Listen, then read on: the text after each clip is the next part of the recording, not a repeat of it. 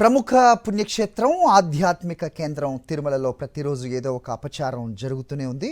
ఇవాళ తిరుమలలో ఖాళీ మద్యం బాటిల్స్ కలకలం రేపాయి. తిరుమలలోని పోలీస్ గెస్ట్ హౌస్ సమీపంలో ఖాళీ మద్యం బాటిల్స్ దర్శనమిచ్చాయి. పదుల సంఖ్యలో పడి ఉండటంపై భక్తుల్లో తీవ్ర అసహనం వ్యక్తం అవుతోంది. మద్యం బాటిల్స్ కనిపిస్తున్నా టీటీడీ విజిలెన్స్ ఏం చేస్తోందన్న ప్రశ్న ఉత్పన్నమవుతోంది.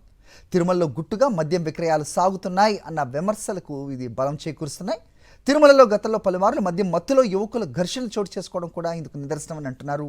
అలిపిరి తనిఖీ కేంద్రాన్ని దాటుకుని కొండపైకి మద్యం ఎలా వస్తుంది అన్న ప్రశ్నలు రేకెత్తుతున్నాయి.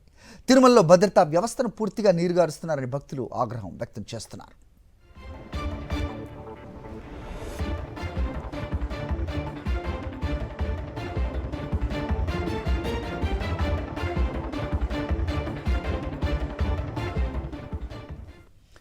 తిరుమలలో ఖాళీ మద్యం బాటిల్స్ దర్శనం ఇవ్వటం మరో ఘోర విచారకరమైన ఘటన అని టీటీడీ మాజీ చైర్మన్ భూమన కరుణాకర్ రెడ్డి ఆందోళన వ్యక్తం చేశారు. కొండపై బీఆర్ నాయుడు ప్రైవేట్ సైన్యం ఆయన అనుచరుల హవా నడుస్తోందని, వారే వాటిని తాగి పడేశారా అనుకోవాలా అని ఆయన ప్రశ్నించారు. ఈ సంఘటనపై విచారణ జరిపిస్తామని టీటీడీ చీఫ్ పీఆర్ఓతో ముక్కుబడిగా ప్రకటన చేయించారని మండిపడ్డారు భూమన కరుణాకర్ రెడ్డి.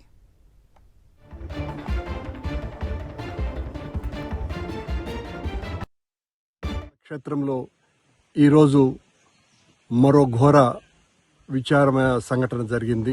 తిరుమల మీద ఏమాత్రము కూడా ఈ కూటమి ప్రభుత్వానికి బాధ్యత అన్నదే లేకుండా విఐపీల సేవలో తరించుకొని పోతూ అక్కడ భద్రతా వ్యవస్థ పూర్తిగా డొల్లగా మారిపోయి భక్తుల క్షేమాన్ని మరిచిపోయి చివరకు ఈ రోజున పదుల సంఖ్యలో అక్కడ మందు బాటిళ్లు, ఖాళీ మద్యం బాటిళ్లు దొరికినాయి అంటే నిఘా వ్యవస్థ ఎంత దారుణంగా ఉంది. కొండ మీద హైందవ ధర్మాన్ని కాపాడుతాము అని చెబుతున్నటువంటి వీళ్ళు రోజు అదే మాటే, మేము హైందవ ధర్మాన్ని కాపాడుతాం, మేము ధర్మాన్ని పరిరక్షిస్తాం, మేము తిరుమల యొక్క ఆధ్యాత్మికతను ఆకాశానికి తీసుకువెళ్తాం, ఇలాంటి మాటలు చెప్పటమే తప్ప ప్రతిరోజు ఏదో ఒక రకమైనటువంటి అపచారం జరుగుతూనే ఉన్నది. సాక్షాత్తు ఈరోజు కౌస్తుభం విశ్రాంతి గృహం పక్కన పోలీసు గెస్ట్ హౌస్ కు అతి సమీపంలో అక్కడ పదుల సంఖ్యలో మందు బాటిళ్లు, ఖాళీ మద్యం సీసాలు దొరికినాయి అంటే కొండ మీద అసలు ఏం జరుగుతున్నది? బీఆర్ నాయుడు అధ్యక్షుడు అయిన తర్వాత, ఈ కూటమి ప్రభుత్వం వచ్చిన తర్వాత ఈ రకమైనటువంటి ఘోరమైనటువంటి సంఘటనలు జరగటం వెనుక వీళ్ళు చేస్తున్నటువంటి పని ఏంటి?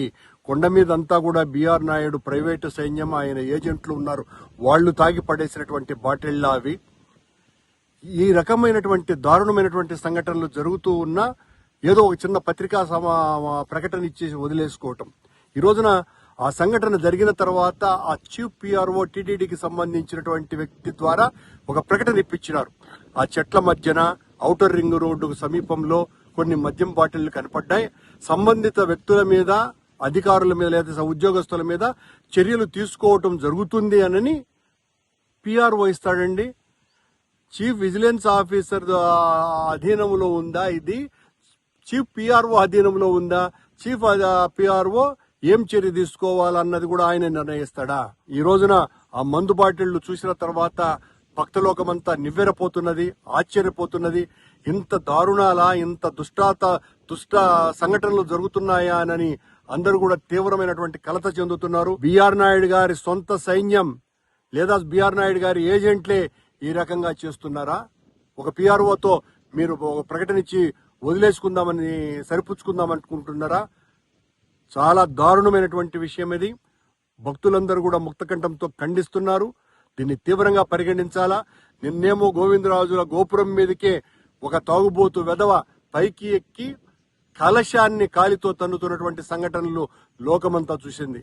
ఈరోజు ఎక్కడైతే నిషేధం ఉన్నదో, మందు అన్న ప్రస్తావనే మాటే రాకుండా ఉండేటువంటి ప్రదేశం ఏదైతే ఉన్నదో అది భారతదేశంలోనే అత్యంత పవిత్ర పుణ్యక్షేత్రమైన, ప్రపంచంలోనే అత్యంత ఆధ్యాత్మిక క్షేత్రమైనటువంటి తిరుమలలోనే వెంకటేశ్వర స్వామి ఆలయానికి కిలోమీటర్ దూరం పరిధిలోనే పోలీసు గెస్ట్ హౌస్, ఎవరైతే పరిరక్షించాల్సినటువంటి పోలీసు అధికారుల అతిథి గృహం, అక్కడ సాక్షాత్తు డీజీపీ స్థాయి అధికారి నుంచి మొత్తం ఐపీఎస్ అధికారులంతా కూడా దిగేటువంటి చోటుకు అతి సమీపంలోనే ఈ రోజున మందు బాటిళ్లు దొరకటాన్ని ఏమని చెప్పాలనో తెలియకుండా ఉంది.